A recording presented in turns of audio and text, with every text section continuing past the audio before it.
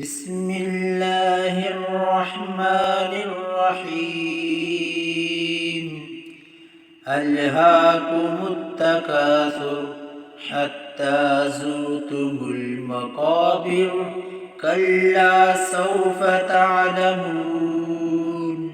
ثم كلا سوف تعلمون كلا لو تعلمون علم اليقين لترون الجحيم ثم لترونها عين اليقين ثم لتسألن يومئذ عن النعيم